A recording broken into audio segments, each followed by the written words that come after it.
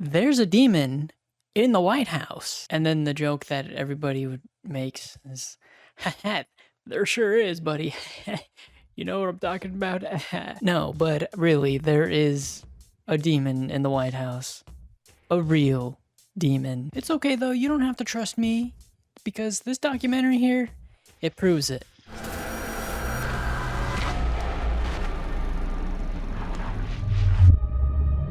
White House has to be haunted. Standing over his shoulder is this creature who is obviously Satan. She is covered in his blood. Presidents have had ghostly experiences, first ladies, military aides. When those folks say they've seen a ghost, that's the most credible witness you will ever find. Germa? That looks like Germa. Am I crazy? That looks like Germa's in this. Wait, Germa's in this. The property was a perfect breeding ground for these demons to feed off of this chaos. The White House is truly a house of secrets. So essentially, this doc claims that the White House would be a perfect breeding ground for a demonic presence because of all of the negative energy and old history and all the bad things that have happened. What frightens me is that we may have things in the White House that are practically demonic.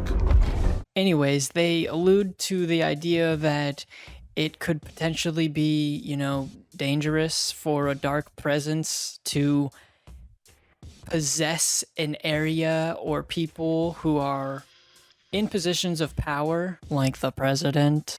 They even mention that it could be scary if the demon were to control the president into using the nuclear codes. I don't know if that was the demon. I don't know if the demon did that one. If we have the President of the United States sitting on the nuclear codes, the idea that some kind of a dark, devilish entity could be coming in there and making them behave erratically, that is scary to me. I'm not too sure if it's the demon that is making the president act erratically, but I'm down. I'm down to play your game here, you know? What if there's a demon in there? It would make so much sense. They say that the best candidate for the demon was the President Franklin Pierce, who was the 14th president. And the reason why the demon was attracted to him was because, well, his son tragically died in a train accident, and then his wife did a seance in the White House in an attempt to contact their dead son. And in doing so, they accidentally were talking to a demon and like summoned him or something like that. I don't know. They don't really know either, so. Jane Pierce was desperate to reconnect with their 11-year-old son. But when they start pursuing these methods and they don't know exactly what they're doing, I believe that they can let terrible things into the White House. And the people that Jane Pierce, Franklin Pierce's wife, contacted to help her with this seance were the Fox sisters. So the Fox sisters were famous for essentially inventing the seance. And essentially what they do is, you know, they gather around, they hold hands, light candles, what you do at a seance. And they claim that they are actually able to directly speak to spirits. And the way they do it is basically like a human Ouija board. So they'll ask a question and then one sister will go down the list of letters until they hear a knock, which comes from the spirit, of course. And by doing this process over and over again, they were able to spell out words, and that's how they would communicate with the dead. Oh, what's that? The Fox sisters were frauds? Investigators from the University of Buffalo concluded that the raps were made by cracking joints of their body, and that the raps would not occur if they had cushions under their feet. In 1851, Miss Norman Culver, a relative of Fox family, admitted in a signed statement that she had assisted them during their seances by touching them to indicate when the raps should be made. She also claimed that Kate and Margareta revealed to her the method of producing the raps by snapping their toes and using their knees and ankles. So they were just communicating with themselves the whole time. Man, that sucks. That sucks for us Demon in the White House believers, because that basically takes out the whole premise of how the demon was supposed to get into the White House. Now, obviously, the doc does not mention anything about the Fox sisters being debunked or even questionable whatsoever. A lot of docs like to do this where they'll just kind of ignore information, you know, and they'll just pretend like everything is real and just take everything at face value, and that's what they expect you to do as well. So that's what we'll do. We'll just take it at face value, and we'll pretend the Fox sisters were never debunked. Is Benjamin with us?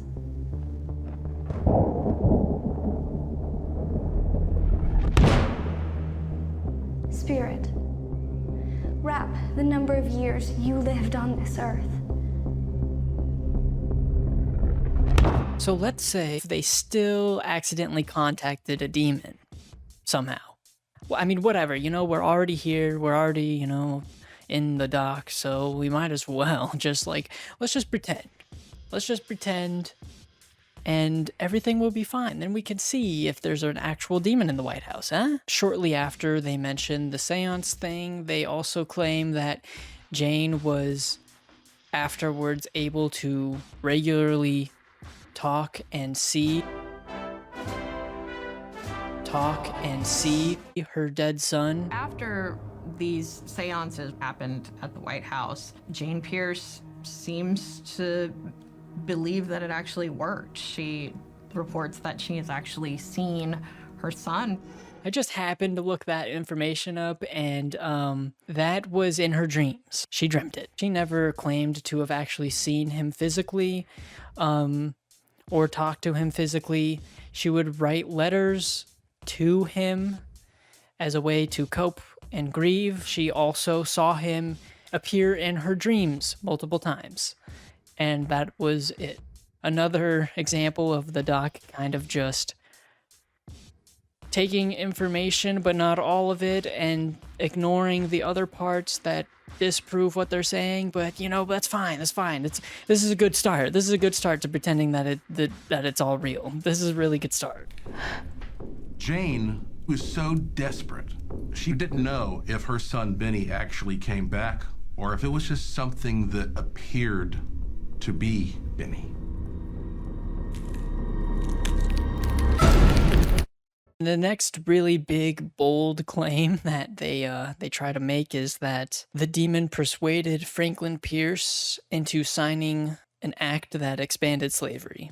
Now, I know I just said I was going to take everything at face value a second ago, but really? Do I have to? The demon is basically a spiritual parasite. They will start working on that person's psyche. Now, if we have the President of the United States, then the idea that something could be coming in there and making them behave erratically or irrationally is a big, big problem for all of us. This can lead for a politician to mass tragedy. It's really odd that they say that this could have been caused by the persuasion of a demon, because the guy ran on being pro-slavery. So, like, yeah, he's going to want to expand it. And of course, they throw doubt into the whole thing by saying, oh, well, one day he was actually not going to sign it, but then the next day, all of a sudden, he signed it. Which, I mean, I couldn't find anything that said that. I think that's just them attempting to, like, you know, add a little bit of, like, mystique to the whole thing. Maybe it could have been a demon. Oh. When the Kansas-Nebraska Act was first proposed, he opposed it. He was not in favor of it. And then, all of a sudden, his opinion was turned around.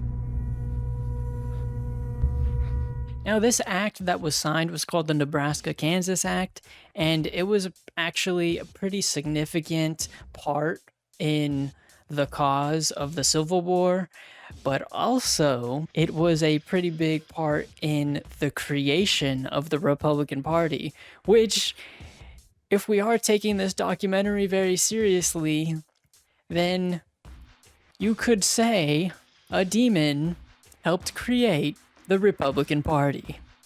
That's probably the most believable thing so far. So now, of course, at the time, the Democratic Party and the Republican Party were pretty much flip-flopped in terms of like their beliefs and whatnot. Still fun to think that a demon had a hand in that.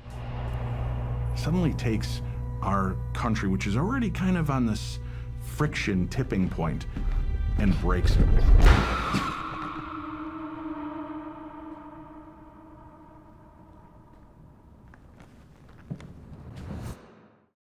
Now, at the end of the whole Franklin Pierce half of this documentary, they allude to there possibly being an exorcism that took place in the White House. You exorcise a demon that's attached itself to a human being.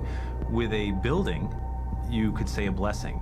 I can't imagine that blessings have not been done on the White House repeatedly. It's just not something that has been publicly talked about. It's certainly possible they could have had an exorcism at the house. But then again, that is the sort of event that they would probably have done their best to keep hidden. Of course, there's no evidence for this. There hasn't been evidence for anything that they've said so far. It's all just been, this could have happened. Now, this type of rhetoric could, like, potentially be really dangerous, actually. If you are always just saying, oh, well, this could have happened without any evidence of that, then any backlash you receive, you can just deflect away because, well, they don't have any evidence of it either. Oh, well, they could have had an exorcism in the White House because, you know, it would make sense. They would cover it up, of course, so there wouldn't be any evidence of it. And then the second somebody, like, questions that, they could just be like, oh, well, you don't have any evidence to disprove me. And it's like, yeah, there's nothing to disprove because there's nothing happening at all. So yeah, this whole just like, well, it could be true, this could have happened. I mean, we're just speculating. It's like, yeah, that's how you get very dangerous conspiracy theories and people doing crazy things. And also, like, the dude just sucked, you know what I mean? He was pro-slavery, he expanded slavery, he did nothing notable otherwise. Why are we blaming a demon for this now? Like, and why do we have to find this guy a scapegoat for him? Like, he just sucked. Let's just say that. Franklin Pierce, his career is basically over. The Kansas-Nebraska Act, it was the final nail in the coffin. He and Jane finish out his presidency. The nation is a mess. He was, by many accounts, considered to be the worst president in U.S. history, and he just sort of fades into obscurity after that.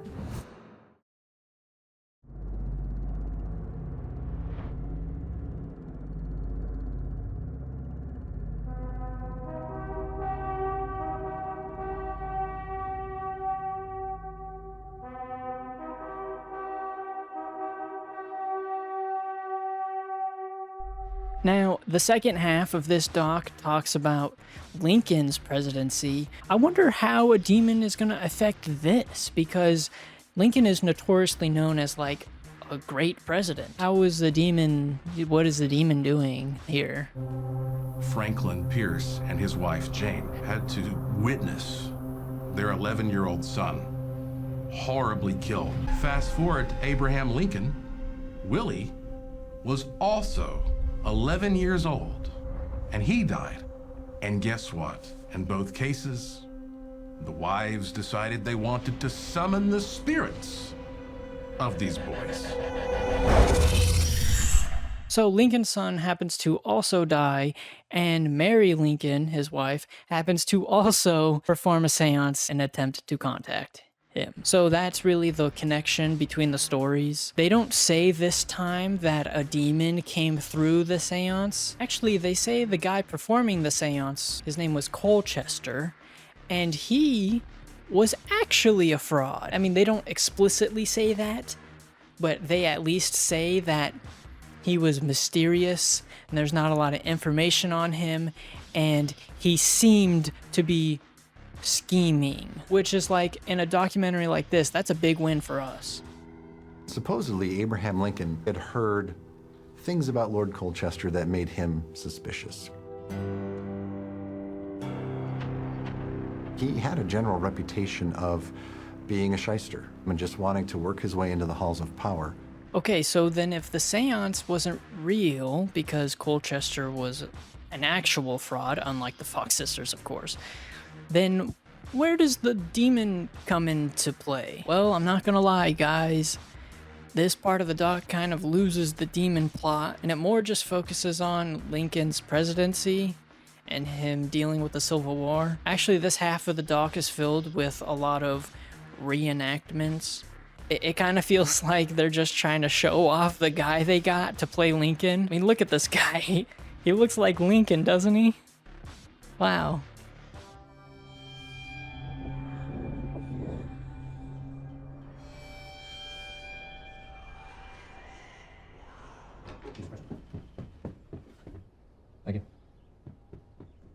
Yeah, no, they spend a lot of time just like fooling around and not, there's no demon, like where's the demon? And then we get to the part where Lincoln is assassinated. The demon has a hand in that.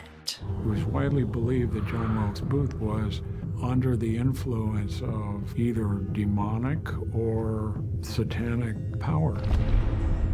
They basically make the claim that the demon possessed John Wilkes Booth into assassinating President Lincoln.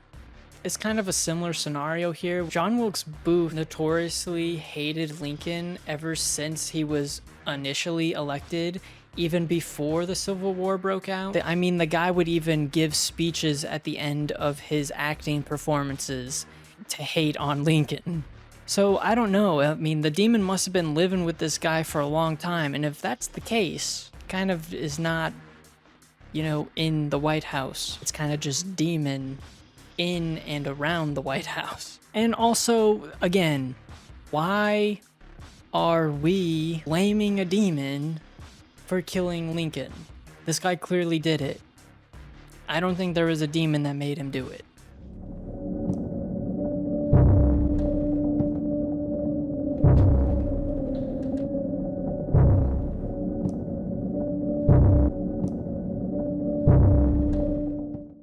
Okay, I do want to step back into the mindset of like, okay, but what if this was all real?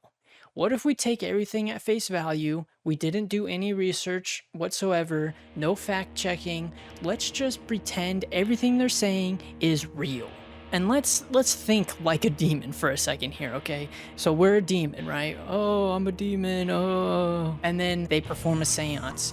That's my in, okay? I've always wanted to go to the White House as a demon, and now they're letting me in. So now we're in the White House.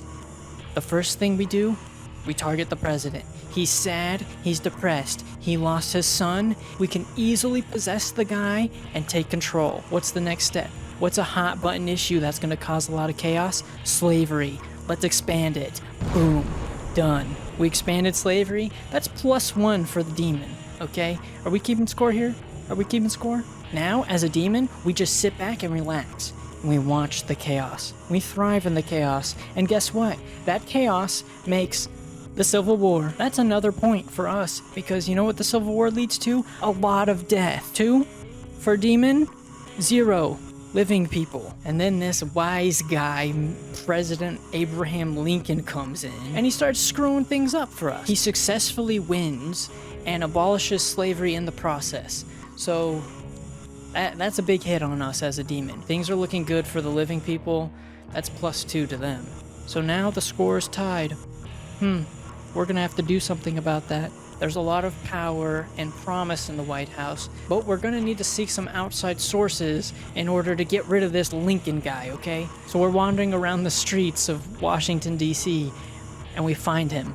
John Wilkes Booth. That's our guy. And it's a long process. We invest a lot of time into this Mr. Booth guy.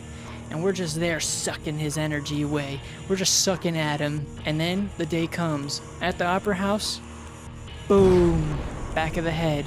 That's a point to the demon. So yeah, looks like at the end of the day, the demon won. Now real quick, I do want to just go over, the documentary does give one last piece of evidence. What's this piece of evidence, you say? Check this out. All these years, we've had a plethora of stories of a dark, devilish entity. But now we have our first piece of hard evidence. Do you see it?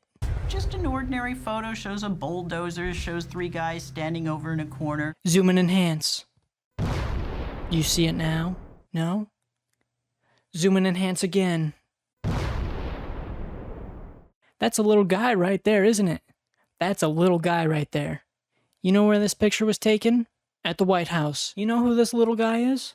That's Lincoln himself. We have a highly credible photograph in the White House of a full-bodied apparition. And it just so happens that that ghost is seen directly below the Lincoln bedroom. So if you know anything about photography, then you know that making something look like this is kind of easy. All you have to do is have a long exposure time, and it'll create a see-through effect to an object that's moving, or it could even duplicate that object. Like, you know, this guy here with 2 hands.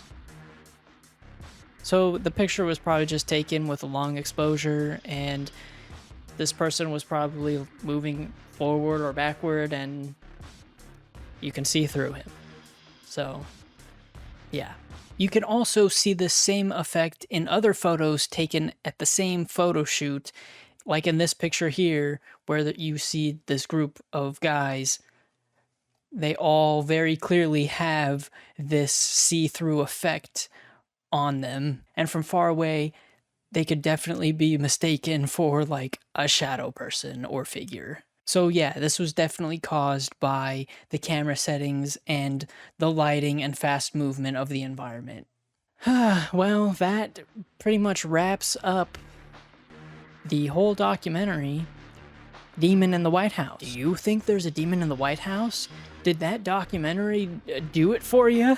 Did it really make you a believer? I don't think so, actually. I'm kind of on the edge of being a ghost believer and a not believer. So like, I don't know, maybe there's a ghost in the White House, whatever. But a demon who makes decisions for the president and makes people assassinate presidents? We're kind of stretching things here. It's important to, you know, watch these things and use a little bit of critical thinking. I'm sure there's somebody who watched this and just took everything at face value and now just kind of casually believes that there may be a demon in the White House who is controlling the president's decisions. And that is just kind of a scary thought. And also, like, a lot of people will just believe this stuff because, oh, it's a documentary, it must be true. Anybody could just make a documentary and, like, say whatever they want. Be careful out there. Use a little bit of critical thinking when you watch things like this. And, you know, maybe browse a Wikipedia page here and there. Thank you for watching. And hope you enjoyed, and yeah, I'll see you next time or whatever. I don't know. Bye!